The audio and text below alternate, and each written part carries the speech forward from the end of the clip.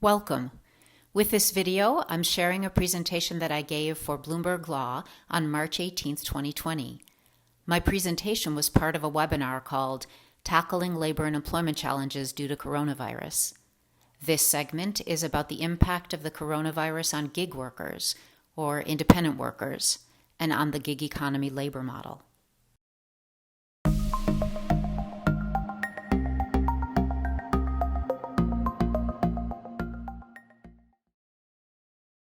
You've probably seen headlines and activities in your news feeds about the way the coronavirus pandemic is affecting the gig economy in particular. It's kind of something fun people like to write about.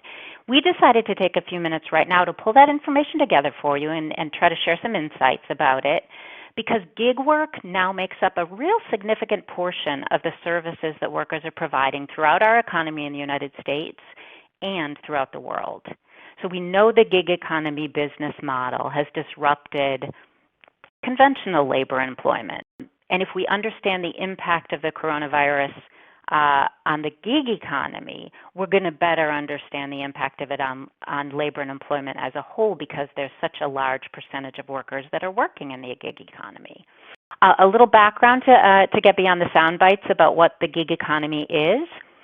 Quintessential gig economy work, what we're talking about with the gig economy, are things like a software engineer who does projects for large companies, and the companies that might engage her to do those projects could be in the United States, could be in her state or elsewhere, it could be anywhere in the world. And the companies find her and pay her very often through an online labor platform like Upwork. Another example is the driver for Lyft or Uber, and they very often drive during some period of time and not others. So for instance, some people drive during school hours and then they stop at 3 to pick up the kids from school, and they don't drive on school vacations or when they feel like they're going shopping that day. They've got a lot of freedom. That's classic quintessential gig economy work that has a lot of the components or characteristics that you'll see on the slide. And just one more story, one more example of what the gig economy is a company called Tours by Locals. It's only a web platform. That's what it is. And it connects tour guides in cities all over the United States with tourists who want to tour from an insider's perspective in that city.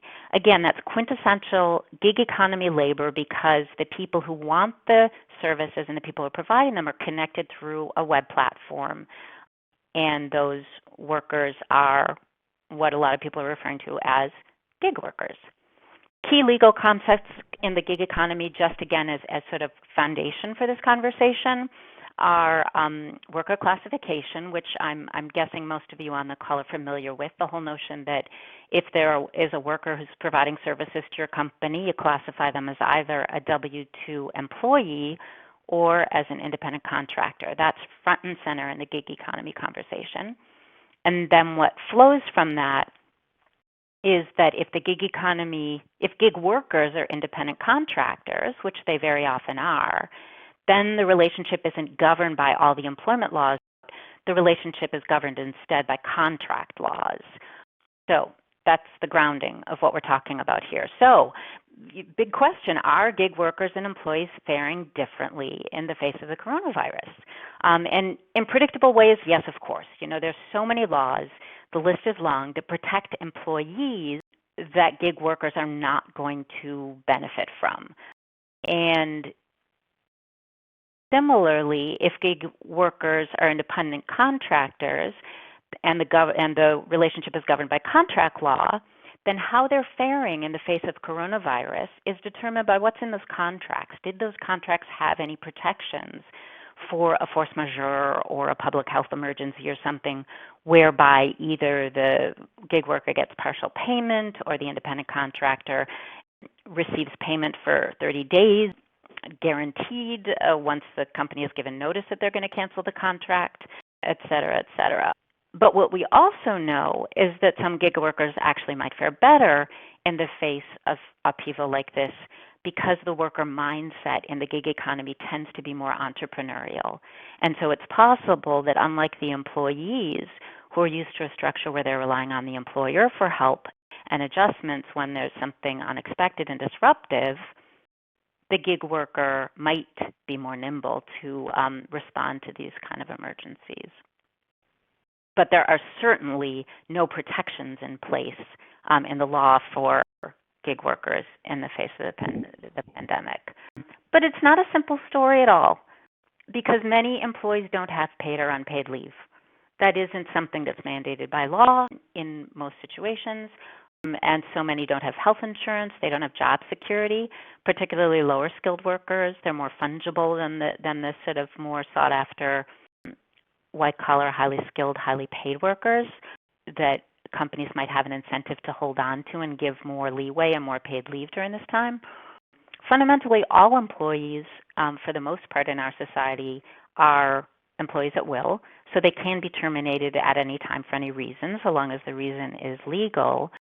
And as I said, a lot of, especially the lower skilled workers, are more at risk, even if they have that employment relationship. And they do, as you'll see on that slide, they do have a few legal protections in place. Workers' comp, if that's going to be of any use to them, and certainly they're covered by unemployment.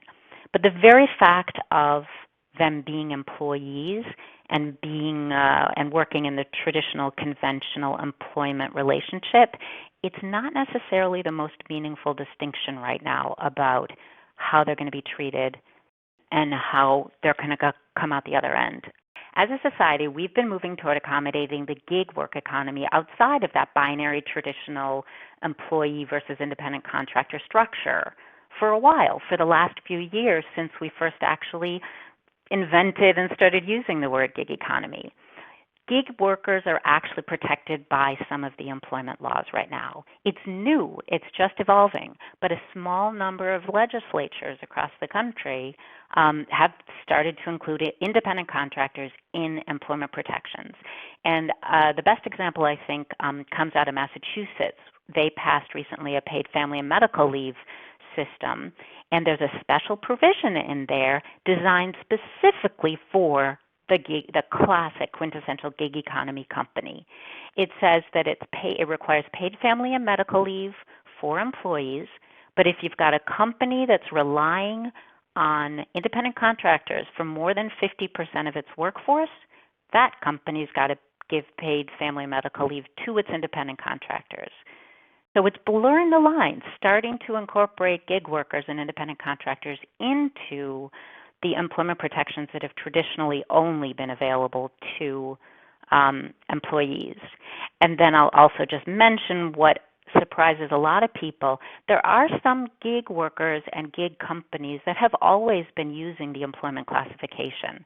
An example is the company Hello Alfred, which again offers classic gig economy model. It's offering individual workers, they were called personal butlers or something. They go out, provide one-off services or many services to a consumer who makes the request on demand through an online platform.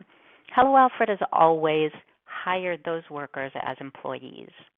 And here's what really surprises a lot of people. For those of you who know Upwork, again, a major online labor platform through which a huge portion of gig work is getting done in formats like that software engineer who's that I mentioned at the beginning, who's making a living with these kind of one-off jobs.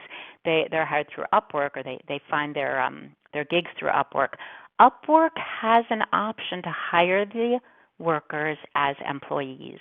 It's a classic gig economy model. Everybody thinks it's independent contractors, but if you are hiring somebody on Upwork and you make the determination that the proper classification for that person is a worker, not an independent contractor, Upwork will do a traditional employment payroll and act as PEO.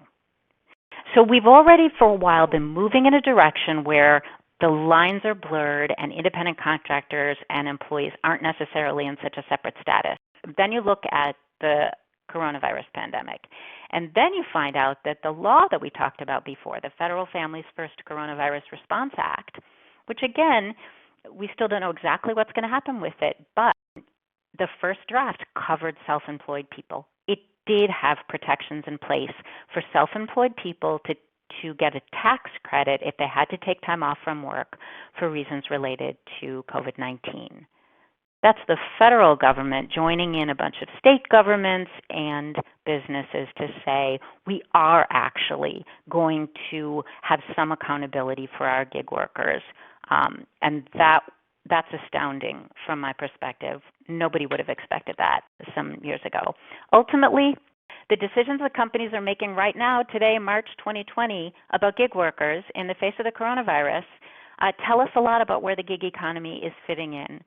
Uber, Instacart, and Google all have taken tremendous effort and spent many millions of dollars trying to create structures that keep them at a distance from a certain class of workers that are gig workers and prevent them from having any accountability to those workers in the way that have accountability to employees. And one after another, in the face of the pandemic, they actually are offering some kind of financial assistance to their gig workers who are affected by COVID-19. Uber, for example, is giving financial assistance for up to 14 days to drivers who have COVID-19 or are self-isolating. Instacart has a whole class of workers who all they do is they connect on the Instacart platform to buy groceries and deliver them to consumers. They're always independent contractors. They're a separate class of workers. They're getting benefits from Instacart if they are affected by COVID-19 and can't work. And again, Google, that has gone to extraordinary lengths to employ the majority, more than half of the people who work at Google are classified as non-employees, as temps and contractors. Again, here we see a moment where something is different and the contractors and temps are getting some kind of paid benefits in the face of coronavirus. So in so many ways, we're in uncharted territory with the coronavirus. And because it arrived at this particular moment, it's possible that the pandemic will be the force that pushes us towards a more unified labor economy with the gig workers and conventional workers. But we can all also foresee a possibility that by 2021, we'll all have forgotten that ever happened, and the benefits won't be available to those workers. That's the conclusion of my March 18th presentation. The situation has, of course, evolved significantly since we presented the Bloomberg Law webinar. If you're looking for up-to-date information, please go to the Department of Labor and the CDC websites. Both have helpful materials about COVID-19 and workers. If you have follow-up questions for me or are looking for legal advice on HR law topics, please reach out to me using the contact information on my website, polachekhrlaw.com. Thank you.